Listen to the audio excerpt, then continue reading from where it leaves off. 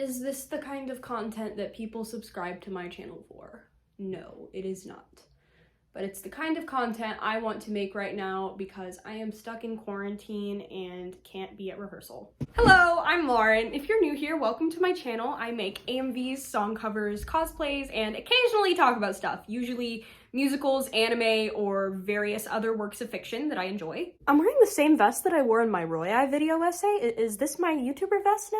And something you probably don't know about me is that I am a huge fan of the Addams Family. Specifically the Chef's Kiss 90s movies with Raul Houston and Angelica Houston and Raul Julia. I'm so sorry. I very recently started watching the sitcom, which is also very fun. And my obsession with this franchise is currently at an all-time high because my high school is doing the Addams Family Musical, and I have the tremendous honor of playing Morticia. Is this show the absolute best theatrical representation of these iconic characters? Not quite. But it does contain some certified spooky bangers, all of which have been living in my head rent-free the past 3 weeks with no intentions of going away.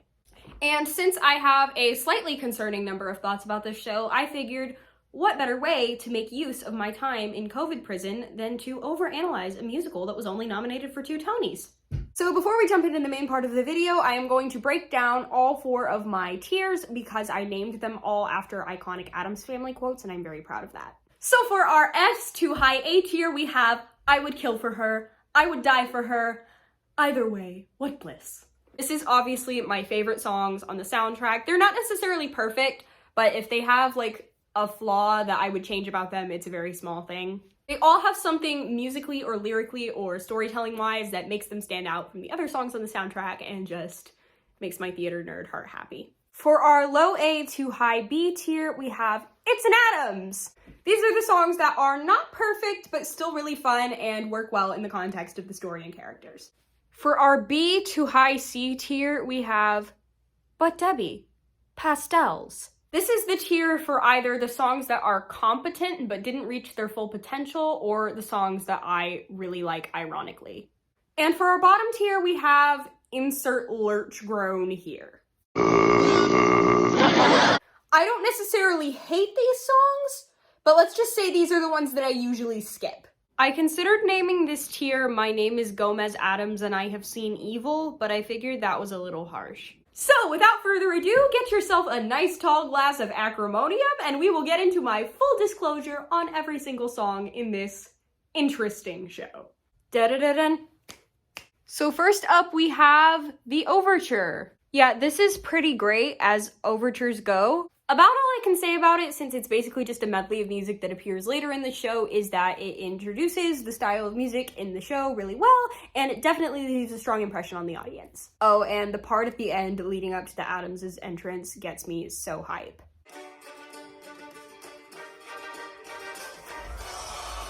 Yeah, the Overture slaps. I will put it in It's an Addams. Next up we have When You're an Addams, which my gosh, this song is a bop. Pretty much everything I could want in an opening number. It's catchy as heck, it introduces the characters really well, I love the Latin rhythms. The bit where the ancestors are introduced is super fun and dramatic, and Frank Wildhorny and... Wildhorny? What did I just say? And the ending is super fun and lets you know what they're all about and makes you want to sing along. It's family first and family last and family by and by. And I'm obsessed with the harmony on the ending line. It's so spooky and fun.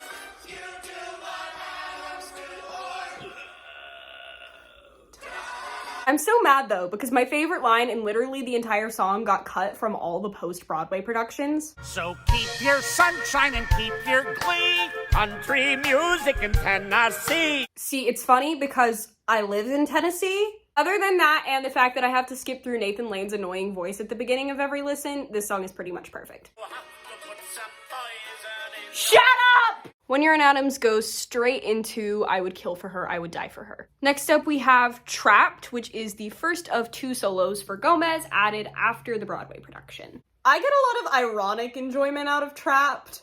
Our Gomez and I roast this song constantly because of how ridiculous the rhymes are. It totally sounds like Andrew Lipo was just like, let's see, what 2 things can I make rhyme that both mean trapped?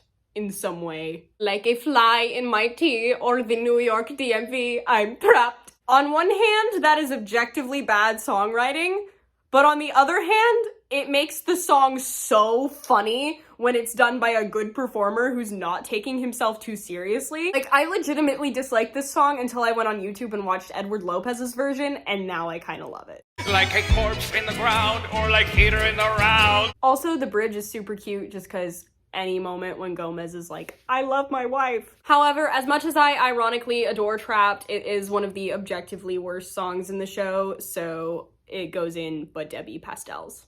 Next we have Where Did We Go Wrong, which was sung by Gomez and Morticia in the Broadway version before being cut from all subsequent productions. There is definitely a lot of comedic potential in this song because it's funny to hear Gomez and Morticia describing all of these things that are like supposedly the opposite of what good parenting is, and they're like, oh no, we did everything right, how could this happen? Are we good parents? It does have them resolving to like sabotage Wednesday's relationship at the end, which like a little out of character for them. I don't think they do that. Overall, it doesn't really offend me that much, but it also doesn't have a ton of interesting stuff going on musically, and the musical didn't really lose a whole lot by cutting it, so I'll put it in But Debbie pastels. Next up, we have Pulled in a New Direction, and I definitely like it. I did have a slight beef with this song before doing with this musical because of the sheer amount of times I have heard it on auditions. It is one of the more musically conventional songs in the show, and I definitely understand some people's gripe with such a significant portion of Wednesday's character in this show being her doing a thing that seemingly isn't Wednesday-like. But if this song is performed right, it is so funny and so charming. I'm always a sucker for songs where a character is like fighting something the entire time until they finally embrace it at the end. Otherwise, this song is just super fun to sing. It shows off Wednesday's personality really well while also allowing us to explore a more dynamic side of her. I love the minor to major key changes. Yeah, Pulled is great. I think I'll put it in It's an Addams. Next on the list is One Normal Night. Oh my gosh, this song is a music nerd's dream come true. You have all these amazing dissonant harmonies at the end. You have like 9 tempo changes. You have the single best vocal moment on the entire soundtrack. All the Addams ancestors who've ever walked upright. One normal night. Fester's Hole. Was Napoleon right for Josephine? Was nausea right for Dramamine? Bit is really cute. The part where all the ancestors are singing together and it sounds like Carol of the Bells, and then you get to the counterpoint, and then it builds to this amazing ending, and my gosh, we're not even at the Act 1 finale yet! One Normal Night. I would kill for you, I would die for you. Next up we have Secrets, sung by Morticia and Alice, mostly Morticia in the school and tour versions. As someone currently playing Morticia, this is definitely my favorite song to sing as her. Keep no secrets if you want him to remain your lover. I love that it's a tango. You'll notice throughout the soundtrack that in addition to Tango de Amor, all of Morticia and Gomez's songs where they're singing about each other are tangos, except Live Before We Die, but we'll get to that one. So in addition to sounding super sexy and fun to dance to, it also really heightens the sense of tension in this scene, which, oh my gosh, can we talk about the dramatic irony in this song? Because the whole song, Morticia is telling Alice how she and Gomez don't keep secrets from each other, while we, the audience, not only know that Gomez is keeping a secret from Morticia, but Morticia herself is suspicious of this. So this whole time, while she's telling Alice all this stuff and trying to convince her, she's also trying to convince herself that Gomez would never do this to her. And while she's saying basically that she'd kick Gomez out if he ever lied to her, she's also like wondering herself if she would be able to do that, if she'll have to do that. And it just builds to this amazing dramatic conclusion that's honestly kind of heart-wrenching when you think about it, because Morticia is belting her face off about how Gomez loves me, he would never keep a secret. Sorry, showing off. Well, all the while she deep down knows that her like ideals for her marriage are starting to crumble before her eyes, and just so yeah, musically this song is great. In terms of like great dramatic storytelling, it's my favorite song in the show. You already know where this one's going. Next up we have Morticia, which was Gomez's solo that got cut after the Broadway version, and honestly, yeah, both of the songs that replaced it are better. I have actually only listened to this song once when I first listened to the Broadway recording, like all the way through for the first time, and I have no desire to listen to it again. Again, it's probably just my bias against Nathan Lane's Gomez voice talking, but it also drags a lot and doesn't really progress dramatically very much. So yeah, this is our first lurch groan song. Moving on. Next up we have What If, and honestly this song is really adorable. It's honestly just such a funny concept because you have Pugsley singing this sentimental ballad about how his sister's not gonna torture him anymore. Lucas will leave her be so she can torture me. And when it's performed right, it's both really funny and really sad at the same time. So yeah, it's short, it's sweet, it's an Addams. Waiting is a freaking blast. I definitely wanted Morticia going into auditions for this show, but since I myself am a dramatic soprano, I had a lot of people at my school fan casting me as Alice, and honestly, I ain't even mad. This song is great. I just love how extra it is and all the tempo changes and all the big dramatic belt mixy notes. It's just right in my happy place. It has a great balance of making you feel for Alice because she's trapped in this passionless marriage while still being really funny. Overall, amazingly composed, fun to sing, has a great role in the story. Waiting absolutely goes into I would kill for her, I would die for her. Next we have Full Disclosure, and I sadly don't have a whole lot to say about this song despite it being the Act 1 finale. It's good. It's catchy. The ensemble part is really fun to sing. I like that it plays Claire de Lune when Fester was talking about how he's in love with the moon. That was a nice detail. Overall, it works pretty well in the story, but it doesn't really have anything particularly creative about it, so I'll put it in But Debbie pastels. Next up we have Death is Just Around the Corner. Yeah, this song is really fun. It fits Morticia's character really well. I love that it sort of serves as her version of I'm Breaking Down from Falsettos, where she's like, everything is falling apart. What's the thing that makes me happy? Death! I also love that Morticia gets dragged off the stage by the Grim Reaper's scythe at the end. That's really funny. Yeah, it's funny, it's extra, it's fun to sing. About the only thing keeping me from putting it in the top tier is the fact that lyrically you do kind of get the idea after like the first minute or so, but it's still great. So I'll put it in It's an Addams, near the top of that tier. Next up we have The Moon and Me. Yeah, this song can be really cute when it's done well. It has like really pretty chords. However, it also sounds like a Barney the Dinosaur song, which unfortunately means I have no choice but to put it in Insert Lurch Groan here. I am so sorry, Luke. I am certain that the second I see you as Uncle Fester singing The Moon and Me, it will immediately jump straight up to I would kill for her, I would die for her. Next up, we have Happy Sad. Lyrically, this is my favorite song in the show. From the moment we start weeping, that's when we should smile. In every heaven, you'll find some hell. And there's a welcome in each farewell. Like, when did this turn into a Sondheim show? This song I feel like has a really important role in the show because it reminds us that even though this is a wacky comedy about basically cartoon characters, it shows them dealing with very real human emotions and overall just lets the show breathe and makes it feel a lot more grounded in reality. It especially hits really different for me at this particular point in my life where I am about to graduate high school, which is something I have wanted to do my entire life to, get out and go to college for musical theater. But now I'm like finally happy at school and don't want to leave, and I just like, musically it's also really pretty. I'm a sucker for a minor 4 chord.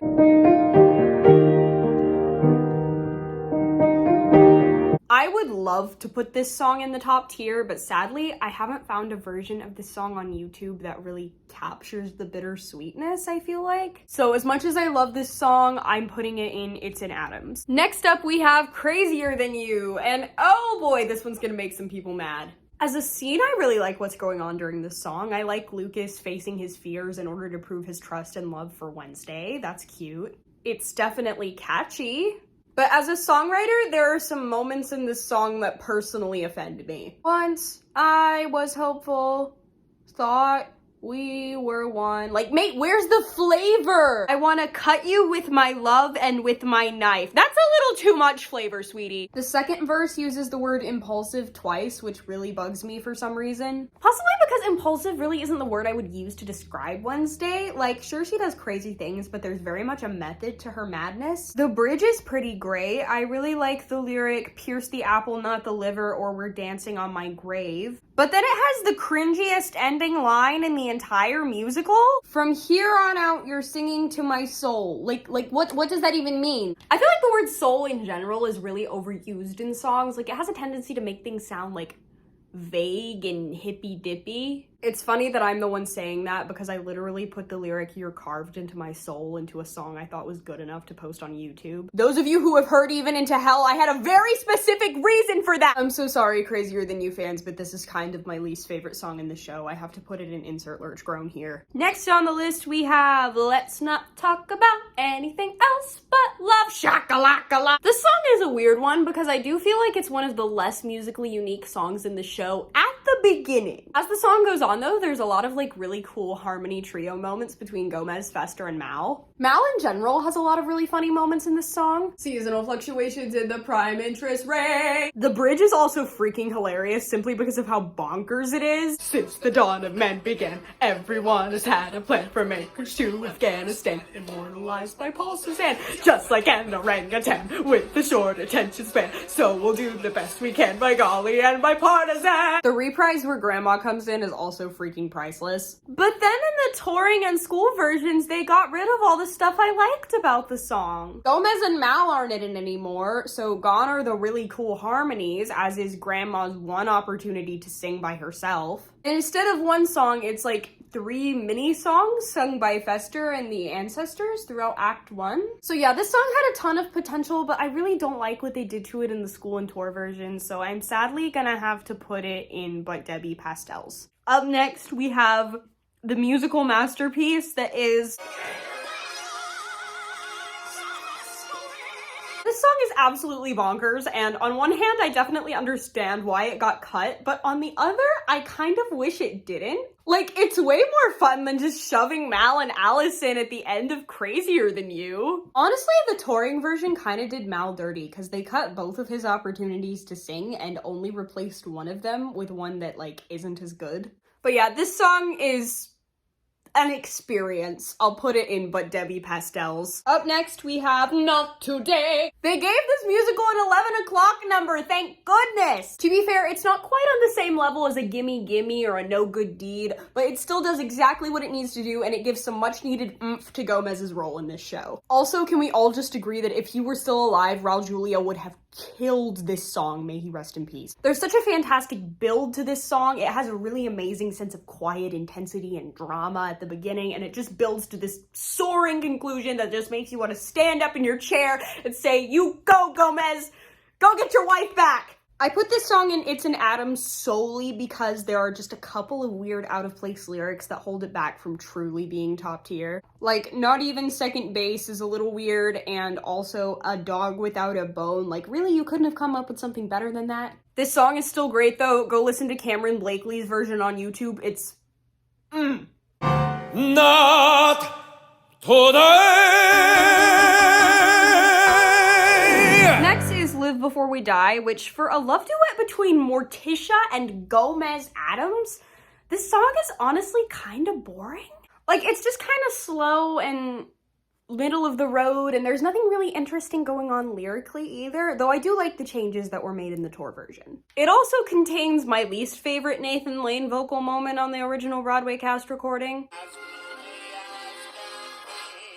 Make it stop! I don't hate Nathan Lane, I swear. He's usually great. Just him in this show is not it. I'm not too torn up about it though, because its real purpose is really just to lead into the next song, which is their real love duet. Which brings us to Tango de Amor. This track is freaking extraordinary. Like, it's honestly one of my favorite instrumentals I've ever heard in any musical. It's dynamic, it's passionate, it's elegant, it has all the tempo changes a music nerd could want, and it really just captures Morticia and Gomez's relationship so perfectly without any words. I would talk about it longer, but I honestly don't feel like I can do it justice with words, so yeah, Tango de Amor definitely goes in the top tier. And now we have come to our final song, best for last. Move Toward the Darkness is my favorite song in this musical. It has such a hauntingly lovely melody and chords. The actor playing Lurch sings it beautifully on the original Broadway cast recording, in addition to it being really funny that he's singing this heartfelt ballad after not speaking for the entire show. Additionally, it has the most beautiful message about how facing your fears and being vulnerable is ultimately what makes life worth living. And I think that adds so much meaning and richness to the show as a whole, and really sums up why I think people still love this franchise so much to this day. It has a lot of meaning for me personally in a similar way to what Happy Sad does, and I'll expand on that in a future video I plan on making where I talk about my experience in this show as a whole. The harmonies between the cast on the final chorus is honestly one of the most beautiful sounds I've ever heard.